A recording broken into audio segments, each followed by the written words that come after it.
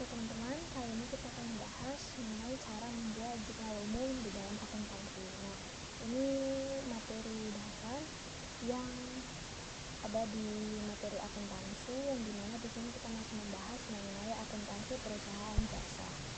Nah, di sini saya sudah membuat soalnya untuk kita buat jadi jurnal umum. Tapi sebelum itu saya ingin teman-teman memahami juga menghafal ya tentang HUNPB. Nah, ini merupakan akun-akun, jenis-jenis akun yang akan kita gunakan. Yang pertama itu ada harta. Harta jika bertambah berada di debit, jika berkurang berada di kredit. Utang dia bertambah di kredit, jika berkurang dia di debit. Modal dia bertambah di kredit, jika dikurang di debit. Pendapatan itu bertambah di kredit dan berkurang di debit. Kemudian ada beban yang bertambah di debit dan berkurang di kredit. Selanjutnya, di sini saya sudah menyiapkan transaksi April tahun 2006 yang dilakukan oleh perusahaan Yusuf Arya. Nah, pada tanggal pertama, dia berkata, aset berikut diterima dari Yusuf Arya sebanyak ada kas yaitu 20 juta, piutang usaha 14.700, perlengkapan 3.300 dan peralatan kantor 12 juta. Begitu pula satu bulan transaksi di bulan April telah tercatat di sini. Lalu kita akan memasukkan transaksi ini ke dalam jurnal umum yang sudah saya siapkan. Nah, transaksi yang pertama adalah Pak Yusuf Arya ini menerima kas sebesar 20 juta, piutang usaha 14 juta, perlengkapan 3,3 juta, dan peralatan kantor 12 juta. Sehingga di jawabannya bentuk jurnal umum itu seperti ini teman-teman. Jawabannya ada, yaitu kas berada di debit 20 juta, piutang usaha berada di debit 14.700, perlengkapan 3.300, dan peralatan kantor 12 juta. Ini yang didapat oleh Pak Yusuf Arya tadi di awal tanggal 1. Dan semua ini kita totalkan sehingga kita dapatlah modal awal Pak Arya ini sebanyak 50 juta kita taruh di kredit. Nah, kenapa di kredit? Karena modal itu bertambah di kredit teman-teman. Lalu yang tanggal 1 lagi itu ada membayar sewa 3 bulan berdasarkan kontrak sewa sebesar 6 juta. Membayar sewa 3 bulan berarti ada yang namanya sewa dibayar di muka. Kenapa sewa dibayar di muka? Karena 3 bulan teman-teman. Ini dia bayarnya 3 bulan, berarti dia ditulis sewa dibayar di muka sebesar 6 juta, dia di debit. Kenapa di debit? Karena ini sewa dibayar di muka berarti harta kita masih ada di orang yang kita bayar sewanya itu. Berarti kita masih memiliki harta, makanya kita tambahkan di debit. Lalu kalau kita bayarnya melalui kas secara tunai itu kas di kredit, karena kas berkurang. Kas itu salah satu harta yang sangat liquid, dan di awal tadi kalau harta bertambah dia di debit. Harta bertambah dia di debit sebesar 6 juta. Lalu yang tanggal 2 ini saya tandai terlebih dahulu ya, kalau ini sudah selesai dan sudah kita buat di jurnal umum. Lalu tanggal 2 itu ada membayar premi asuransi dan properti kecelakaan sebesar 4.200. Nah, tanggal 2 asuransi dibayar di muka terhadap kas. Asuransi dibayar di muka dia di debit 4.200 dan kas berkurang di kredit sebesar 4.200 juga. Harus balance ya teman-teman. Lalu ada tanggal 4. Tanggal 4 dia menerima kas dari klien sebagai pembayaran di muka untuk jasa yang akan diberikan dan mencatatnya sebagai pendapatan diterima di muka. Nah, berarti perusahaan Pak Yusuf Arya ini menerima kas atau menerima uang yang diberikan oleh klien atau oleh pelanggannya dan mencatat sebagai pendapatan diterima di muka. Kas di debit, kasnya bertambah di debit, dan pendapatan diterima di muka itu di kredit. Nah, kenapa di kredit? Karena ini jatuhnya masih utang teman-teman. Tapi tidak kita catat sebagai utang, kita catat sebagai pendapatan diterima di muka. Tapi berdasarkan nomor referensinya kewikitannya itu masih tergolong utang. Karena apa? Karena di dalam keterangannya sebagai pembayaran di muka untuk jasa yang akan diberikan. Berarti perusahaan Pak Yusuf Arya ini belum memberikan jasanya. Berarti ibaratnya seseorang itu menitipkan uangnya ke kita, untuk jasa yang akan kita berikan di periode selanjutnya atau di masa yang akan datang, sehingga itu kita anggap utang dan masuk ke kredit bertambah sebesar 9.400.000. Lalu tanggal 5 ada membeli tambahan peralatan kantor secara kredit dari ex office sebesar 8 juta. Kalau membeli tambahan peralatan kantor di sini berarti kas berkurang. Dia secara kredit ya. Dia secara kredit berarti dia utang usaha bertambah karena dia secara kredit. Tidak ada kas yang keluar, tetapi di buku perusahaan mencatat hutang perusahaan itu bertambah. Hutang perusahaan bertambah, dia di kredit, dan peralatan kantor itu bertambah, dia di debit. Nah, kenapa di debit? Karena peralatan kantor itu termasuk golongan harta, teman-teman. Sebesar apa? Sebesar 8 juta. Lalu tanggal 6 berkata, menerima kas dari klien atas pelunasan piutang sebesar 11.700.000. Nah, menerima kas, ada kata-kata menerima kas, berarti di debitnya adalah kas. Kas di debit bertambah dan atas pelunasan piutang, berarti piutang usaha berkurang sebesar 11.700.000. Lalu tanggal 10 terjadi transaksi membayar kas untuk pemasangan iklan di koran sebesar 350.000. Membayar kas berarti ada kas yang keluar. Kalau kas keluar itu posisinya di mana? Ya, di kredit, teman-teman. Berarti kas di kredit dan pemasangan iklan di koran. Pemasangan iklan di koran itu bisa teman-teman catat sebenarnya sebagai beban lain-lain atau bisa juga dicatat sebagai beban iklan. Tetapi di sini saya catat sebagai beban lain-lain untuk memudahkan di dalam pembuatan buku besar karena masih ada transaksi yang menimbulkan akun-akun yang ribet gitu, teman-teman, kalau dipisah-pisah. Tapi di dalam praktik kerjanya memang harus dipisah ya, harus dibedakan. Tapi kalau untuk pengerjaan tugas atau lain-lain, mungkin teman-teman bisa tanya kepada guru atau dosen teman-teman terlebih dahulu aja. Mau disamakan dengan beban lain-lain atau dibedakan menjadi beban iklan, beban gaji, beban asuransi, beban pemasangan dan lain-lain. Seperti itu, beban listrik, tagihan, itu ada. Tapi ini saya buat sebagai beban lain-lain untuk memudahkan kita dalam pembuatan buku besarnya. Beban lain-lain ini bertambah dan kas berkurang sebesar 350.000. Lalu yang di tanggal 12 itu ada membayar ex office untuk sebagian jumlah yang terutang pada 5 April 6.400.000. Nah, kalau kita lihat di transaksinya pada tanggal 5 April dia tuh membeli tambahan peralatan kantor secara kredit. Jadi di tanggal 12 ini perusahaan Yusuf Arya membayar utangnya kepada ex office tapi hanya sebagian, yaitu 6.400.000, sehingga masih ada utang yang tersisa. Maka di tanggal 12 itu utang usaha di debit, yang artinya dia berkurang sebesar 6.400.000 terhadap kas, berarti kan ada uang di perusahaan Yusuf Arya yang dikeluarkan sebesar 6.400.000. Tapi kita tidak usah mencatat utang yang tersisa karena kan memang dia bayarnya sebagian ya.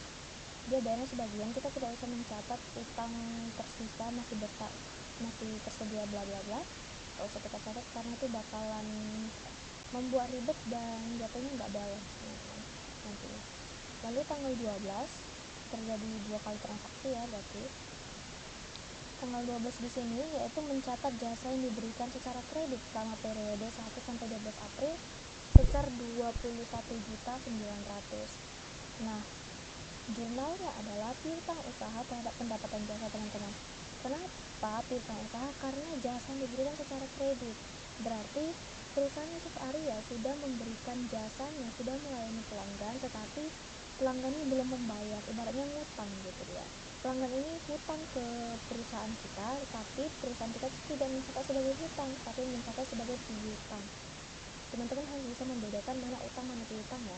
Kalau utang itu kita meminjam uang orang lain ibaratnya, sedangkan piutang itu orang lain yang meminjam uang kita, ibaratnya seperti itu, tapi ini di perusahaan jasa, teman-teman.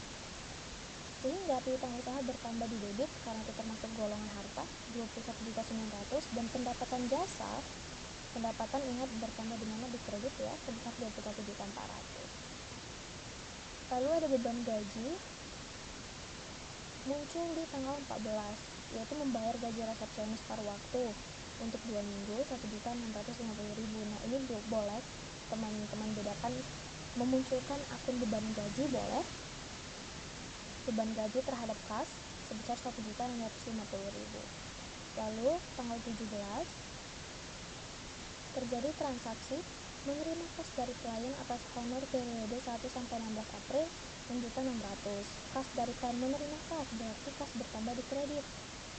Kas bertambah di kredit dan pendapatan jasa bertambah di kredit. Kas bertambah di debit dan pendapatan jasa bertambah di kredit, teman-teman. Seperti itu. Lalu tanggal 18 terjadi transaksi membayar kas untuk membeli perlengkapan. Membayar kas berarti kas keluar, teman-teman. Perusahaan Yusuf Arya mengeluarkan uang, kasnya berkurang. Kas berkurang itu di mana? Di kredit. Untuk membeli perlengkapan berarti akun yang bertambah di debit adalah perlengkapan. Perlengkapan bertambah di debit 725.000 dan kas berkurang di kredit 725.000. Lalu tanggal 20 terjadi transaksi mencatat jasa yang diberikan secara kredit selama periode 13 sampai 20 April. Nah, tanggal 20 ini itu akunnya sama seperti yang tanggal 12 ini, teman-teman. Sehingga di jurnal umumnya yang ini tanggal 12 itu sama dengan tanggal 20, hanya yang berbeda nominalnya aja. Piutang usaha itu bertambah 16.800.000 dan pendapatan jasa bertambah di kredit sebesar 16.800.000. Ini terjadi di tanggal 20. Lalu yang tanggal 24 menerima kas dari klien atas honor periode 17 sampai 24 April. Nah, kalau yang ini dia menerima kas berarti ada kas yang masuk, kasnya bertambah. Kas bertambah di mana? Di debit.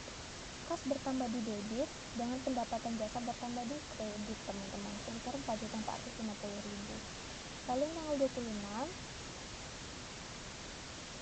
itu menerima kas dari klien atas pelunasan piutang. Menerima kas lagi nih, berarti ada akun kas yang bertambah di debit dan ada pelunasan piutang. Berarti di kreditnya adalah akun piutang jasa atau piutang usaha juga bisa.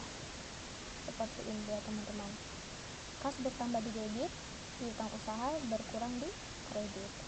Lalu tanggal 27 terjadi transaksi membayar gaji resepsionis paruh waktu untuk 2 minggu. Sama seperti transaksi di tanggal 14 ini, teman-teman.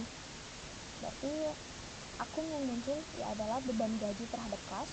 Beban gaji bertambah di debit dan kas berkurang di kredit. Karena perusahaan Yusuf Arya mengeluarkan kas ya, mengeluarkan biaya sebesar 1.650.000. Lalu yang tanggal 29 terjadi transaksi membayar tagihan telepon bulan April sebesar 540.000. Nah, di sini saya mencatat sebagai beban lain-lain karena untuk memudahkan dalam pencatatan di buku besar nanti. Tapi kalau teman-teman ingin membedakan jadi beban listrik ya, telepon, beban telepon juga bisa. Berarti nanti teman-teman harus membedakan, membuat buku-buku besar untuk tiap-tiap beban. Karena kan tadi kita sudah memunculkan beban yang lain. Beban yang lain ini kan beban iklan ya. Ini beban iklan, sedangkan ini beban telepon. Jadi teman-teman harus membuat buku besar per bebannya nanti. Tapi karena saya tidak mau repot ya teman-teman, saya munculkan beban lain-lain saja. Beban yang lain bertambah di kas, bertambah di debit dan kas berkurang di kredit 540.000. Lalu tanggal 30 itu ada terjadi 4 transaksi full ya, yaitu yang pertama membayar tagihan listrik bulan April 760.000. Nah, ini yang saya katakan, saya bedakan lagi bebannya, saya samakan menjadi beban lain-lain walaupun memang terjadi perbedaan tujuan transaksi ya. Ini untuk biaya telepon, biaya listrik gitu, sebesar 760.000. Ini dia. Kas berkurang karena perusahaan Yusuf Arya mengeluarkan biaya, teman-teman. Lalu tanggal 30 yang kedua itu menerima kas dari klien atas honor periode 25 sampai 30 April sebesar 5.160.000. Menerima kas, teman-teman. Menerima kas berarti kan kasnya bertambah. Kalau kas bertambah itu ada di sebelah debit. Berarti akunnya adalah kas di debit dengan pendapatan jasa bertambah di kredit sebesar 5.160.000. Lalu tanggal 30 yang ketiga yaitu mencatat jasa yang diberikan secara kredit selama sisa bulan April 2.590.000. Mencatat jasa yang diberikan secara kredit berarti muncul akun piutang usaha. Piutang usaha terdapat terhadap pendapatan jasa. Piutang usaha bertambah di debit dan pendapatan jasa bertambah di kredit. Lalu terakhir yang tanggal 30 yaitu Yusuf menarik sebesar 18 juta untuk keperluan pribadi. Nah, untuk keperluan pribadi ini istilah di dalam akuntansinya adalah pre-sale, teman-teman. Pre-sale atau price itu sama aja. Sehingga muncul akun price ini. Sebenarnya sih price ini tergolong beban, teman-teman. Ini tergolong beban karena dia mengurangi kas perusahaan. Makanya price atau beban pribadi lah ya itu bertambah di debit dengan kas berkurang di kredit sebesar 18 juta. Dan kalau ditotalkan sisi debit dan kredit ini kita akan menemukan total sebesar 203.375.000 di debit dan 203.375.000 di debit balance ya teman-teman. Sehingga pengeluaran atau total nominal transaksi yang terjadi di bulan April full penuh terhadap Yusuf Arya, perusahaan Yusuf Arya itu adalah sebesar 203.375.000. Dan setiap akun-akun ini nanti akan kita kelompokkan kembali ke dalam yang namanya buku besar untuk memudahkan kita dalam penyusunan neraca saldo nanti yang akan kita bawa terus ke kertas kerja. Sekian materi untuk hari ini. Terima kasih. Semoga bermanfaat. Jika ada pertanyaan bisa drop di email saya atau di DM Instagram.